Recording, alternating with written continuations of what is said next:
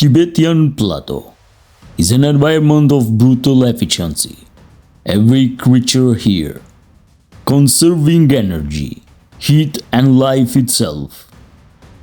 But in this harsh landscape, a silent war persists between the ancient keeper of the herd and the apex predators of the high peaks. This is not a choreographed encounter. This is the authentic, functional reality of the livestock guardian dog. A sentinel whose lineage predates the very concept of the breed. The Tibetan bear is among the rarest and the most reclusive of its species, highly adapted to the high altitude survival. It possesses a massive skeletal structure and a temperament forged by scarcity.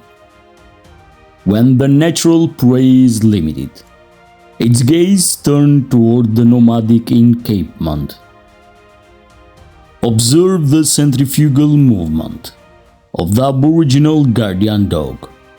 When the bear initiates a vertical lunge, the dog doesn't retreat in the straight line, which would invite a pursuit. Instead, it utilizes a high-speed lateral. By maintaining a 45-degree angle to the bear's shoulder, the dogs stay out of the kill zone of the front paw while remaining close enough to rearrange instantly. The dogs exhibit a classic heel and hold instinct.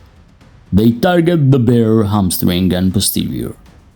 This is not just the harassment, it's a tactical destruction. This predator poses a high threat to the livestock animal and to the people.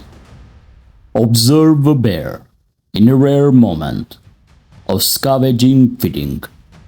It is a stark reminding of the energy requirement of a 600-pound predator in a landscape where every calorie is fought for.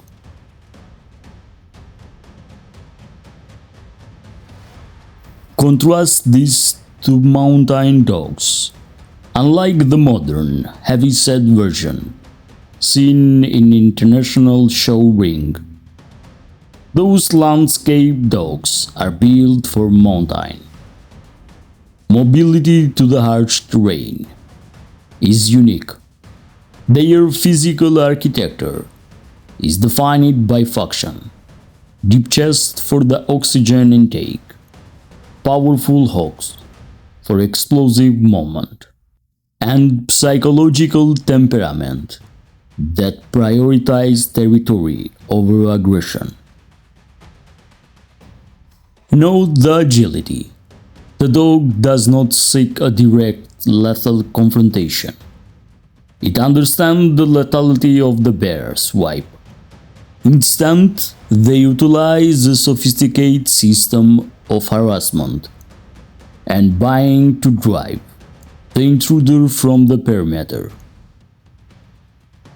They forcing the bear to constantly spin to protect its rear. The dogs drain the predator's anaerobic energy. A bear is built for explosive power, but it lacks the cardiovascularity endurance of the canine. The dogs are literally running the clock on the bear's stamina. Notice the space between the guardians. They rarely bunch together, but they maintain a wide V formation. They force the bear to divide its focus. If the bear commits to charge against one dog, it exposes its vulnerable flanks to the other two. This check and balance system is a hallmark of the functional landrace dog. The livestock guardian dog working not as individual hunters, but as a single, multi-headed, defensive organism. The Tibetan bear responds with its own ancient playbook. The bear uses its size to assess the surrounding terrain and intimidate the dog pack. You will notice the bluff charge, a short, high-intensive burst, intent to break the dog formation. A less experienced dog would flee, triggering the bear predatory chase drive. Those guardians, however, hold their ground, neutralizing the bear's psychological advantage. This conflict is a game of psychology and endurance. The dogs work as a cohesive unit, flanking the predator from its blind spot. Every time the bear turns to address one threat, another guardian closes in from the rear. This is a tactical deterrence. The primary goal is the protection of the herd, not the destruction of the predator. The bear lungs are explosive, designed to intimidate and kill instantly. Yet the guardian's reflexes are haunted by centuries of such encounters. It is a high-stake standoff where the mistake from the either party could be fatal.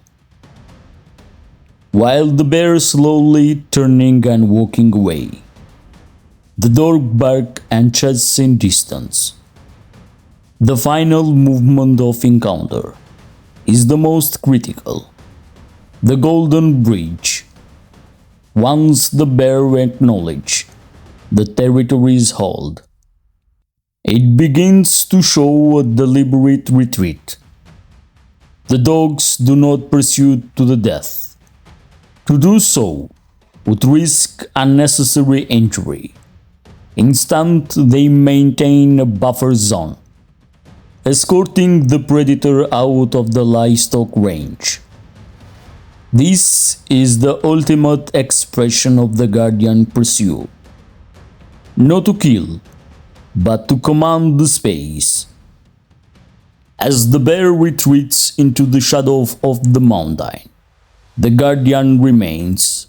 This relationship between the nomad, the dog, and the predator is the last vestige of the world that elsewhere has long since vanished.